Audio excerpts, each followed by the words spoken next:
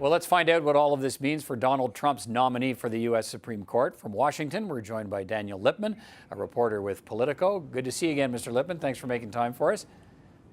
Thanks for having me. Today, U.S. senators had a chance to view the report from the FBI that was looking into Brett Kavanaugh's background. What are the senators saying about it?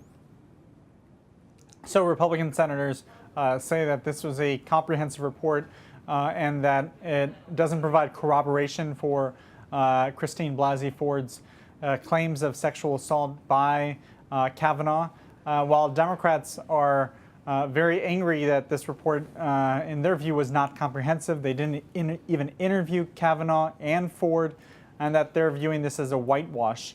But key swing Republicans, they have said that they look forward to moving ahead with this process. But Kavanaugh is still not a lock on confirmation, just he's going to get to the vote of confirmation. Okay. A couple of things to unpack there. When Democrats are calling the FBI investigation a sham or a cover-up, why are they saying that? What are they alleging happened here? They're alleging that this was a very time-limited investigation. It only started actually on Friday, and then they finished it on Wednesday. So that's only 5 days of investigating, including the weekend, and that they didn't actually probe into Kavanaugh's drinking and his partying in college by talking to his high school and college classmates and friends, and that would have provided more evidence against him because he said he wouldn't black out in college, and he said that under oath to the Senate. And so it didn't seem like they were looking very hard for Kavanaugh's lies or misstatements in Democrats' view. And so that's very concerning for liberals who wanted to stop him, but also they felt like they had a justification. This is not a person who was crystal clear in his answers and truthful.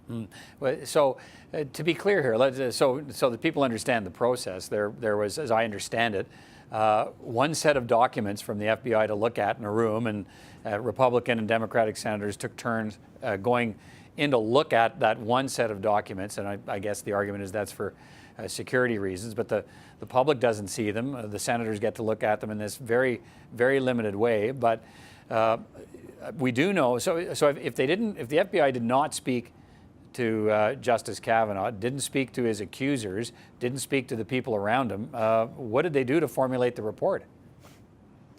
They spoke to people like Mark Judge, who was in the room during that alleged assault. They spoke to actually one of the accusers, Ramirez, who was at Yale College when she says Kavanaugh exposed himself to her. Mm-hmm. And then they spoke to other people who were going to be witnesses of some of this stuff.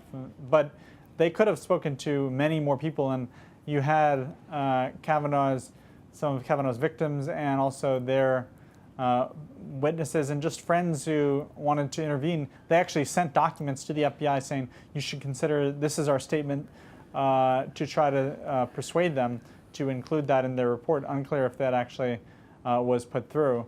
But it seems like the FBI was given clear instructions, and they actually were told by the White House, you don't have authorization to interview Ford or Kavanaugh. And so it looks like they stayed true to that and did not go against the White House in this. Okay, so where does that leave us I mean, the suggestion seems to be that some of those swing Republicans you talked about, some of them are satisfied, if I can put it that way, with the report. So what happens next for Justice Kavanaugh? We had protests there in Washington, people calling the investigation a sham.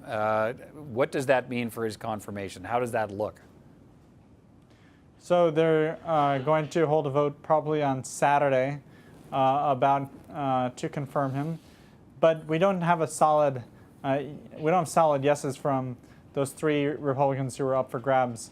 Lisa Murkowski from Alaska, Susan Collins from Maine, and Jeff Flake. You need two of them to actually get Kavanaugh confirmed, and so it's possible that those senators might be trying to move the process along, and then they might vote against him at the final juncture. But Democrats are not keeping their hopes up. They're pretty glum today. Yeah, haven't Collins and Flake suggested that they haven't said what they're going to do, but have they not said that they thought the FBI investigation was thorough? Is that, I think one of them said that. Does that signal where they might be headed? It did, but it's not a guarantee and not a lock. It's possible that they did that to try to avoid the huge pressure that there would be on them if they disputed the FBI report. And so they might be kind of playing this, jiu-jitsu where it's a head fake where you can move the bill forward or the confirmation forward and then ultimately vote against him. And that happened during the healthcare vote.